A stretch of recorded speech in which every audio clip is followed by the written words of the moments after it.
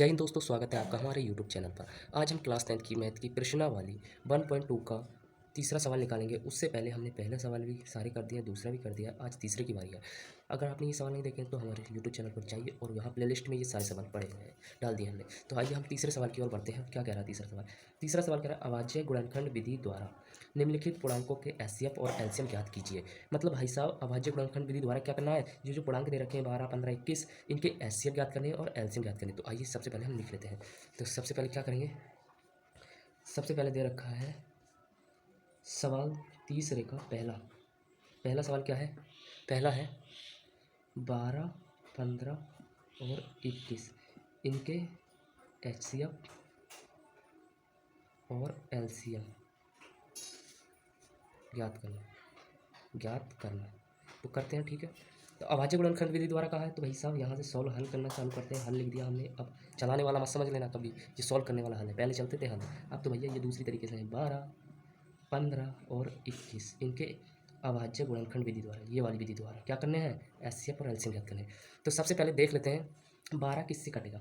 12 जो है भाई साहब 6 के पहाड़े में भी आता है और 2 के में, मगर रूल ये कहता है जब छोटी संख्या से में आ रहा है तो सबसे पहले छोटी संख्या से काटो। छोटी संख्या से काटेंगे 2 से, 2 बचेंगे 12। अब 2, 6 जो है 2 के पहाड़े में फिर काट देंगे। 2 के पहाड़े में 6 कितनी बार आता है? 3 बार। अब बच्चा भाई ये 3, क्या था? हम ऐसे कब्जा नहीं देंगे, किसी से भी काट लो, खाली ये कटेगा तो अपने ही पहाड़े से, क्योंकि इसकी सब बिरादरी से लड़ाई चल रही है। तो 3 से 3 को उड़ा दो, अपना ही नहीं अपने को ही उड़ा दिया। 3 कम 3, समझ गए?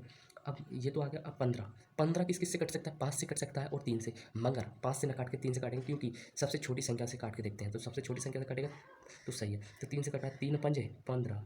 अब आ गया ये 5, नाच देगा सबको। अब क्या करेगा? 5 के कहा ए चचा, ऐसे थोड़ी काट दोगे हमको, हमारे सिवाय हमको कोई नहीं काट सकता। हमने कहा तुमसे ही तुम्हारी लड़ाई करवाते हैं। तो 5 ही कम 5, ऐसे ही उड़ा दिया।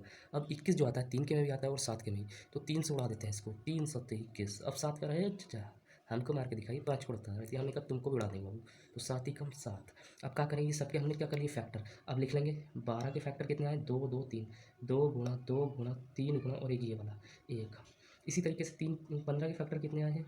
15 के आए 3 5 और 1, 3 5 गुणा 1। इसी तरीके से 21 के फैक्टर देख लेंगे। 21 के कितने आए हैं?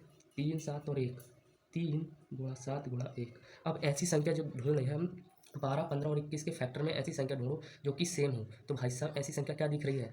इस 3 दिख रही है और 1 दिख रही है। तो जो भैया दिख रही है उसी पे गोला कर दीजिए ऐसे करके, क्योंकि एक 3 ही एक ऐसी संख्या है जो इन सबके पहाड़े में आई है।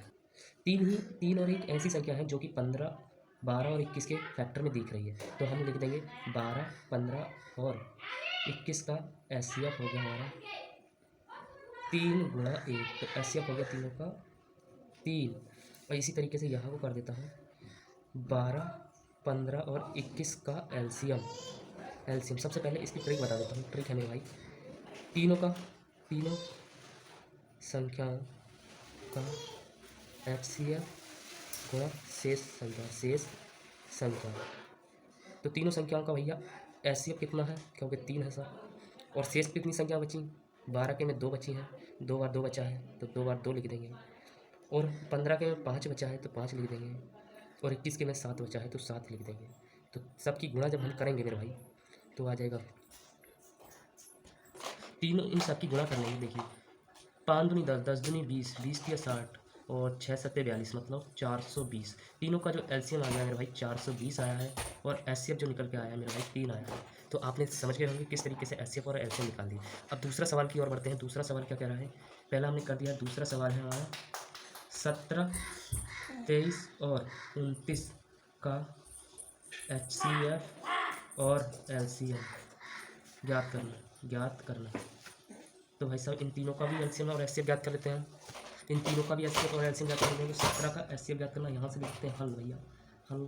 तो 17 का, 23 का और 29 का मेरे भाई।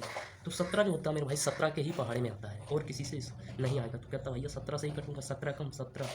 23 के में ही आता है, 23 ही कम 23 हो जाएगा। और 29 मेरे भाई 29 के में ही आता है, तो 29 का 29।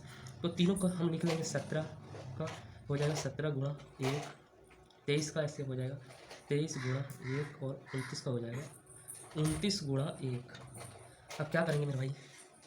सबसे पहले जो सेम दिख रहा है इन तीनों में, इसके ऊपर गोला करेंगे। तो भाई साहब यहाँ 17 है, यहाँ 23 है, यहाँ 29, मतलब ये तीनों में सेम कुछ नहीं है, खाली यही एक सेम है जो कि तीनों में आया है, वो है 1। तो तीनों का HCF, तीनों का HCF हुआ मेरा भाई 1। अब एलसीएम की बात कर लेते हैं। तीनों का एलसीएम, तीनों का एलसीएम, एलसीएम क्या होगा? तीनों का एलसीएम होगा मेरे भाई तीनों संख्याओं का, तीनों संख्याओं का HCF गुणा शेष बची संख्या, तीनों की शेष बची संख्या, और शेष बची संख्या तो कौन सी बच रही है मेरे भाई? एलसीएम की ज्ञात करने के लिए तीनों का HCF जो है 1 आया है तो 1 लिख देंगे, और शेष कितनी संख्या बची? यहाँ 17 बची है, यहाँ 23 बची है, यहाँ 29, तो 17 गुणा 23 गुणा 29। तो इन सब की जब गुणा करेंगे तो मेरे भाई आ जाएगा निकल के 11,339। तो तीनों संख्याओं का जो HCF निकला है वो 11,339 निकला है, और जो HCF निकला है तीनों संख्याओं का वो 1 निकला है। तो यहाँ तक आपको समझ आ गया होगा। देख लीजिए एक बार सवाल को अच्छी तरीके से। अब अगला सवाल, अब तीसरा सवाल करते हैं। तीसरे का तीसरा है 8, 9 और 25। तो 8 का एलसीएम यहाँ हल लिख देते हैं यार, भूल जाता हूँ। 8 का एलसीएम, 9 का एलसीएम और 25 का एलसीएम। तो 8 का 2 के पाड़े में आता है, 2 चौके 8, फिर 2 दूनी 4, फिर 2 एकम 2, 9 3 के आता है, 3 3 9 और 3 एकम 3, 5 जो आता है भैया 5 के पहाड़ में आता है, 5 चौम 5 5 एकम 5। तो तीनों का जो एलसीएम, अभी सॉरी यहाँ से लिखेंगे 8 को भैया, 8 के फैक्टर को कितने हैं? 2 है, 2 है, 2 है गुणा 1 है। 9 के फैक्टर कितने हैं? 3 है, 3 है गुणा 1 है। इसी प्रकार से 25 के फैक्टर कितने हैं? 5 है गुणा 5 है गुणा 1 है। अब तीनों का जो भैया सेम, तीनों में सेम संख्या दिख रही है उसके ऊपर ब्रैकेट कर देंगे। तो भाई साहब तीनों के फैक्टरों में खाली एक ही जो सेम संख्या है वो 1 है और कोई नहीं।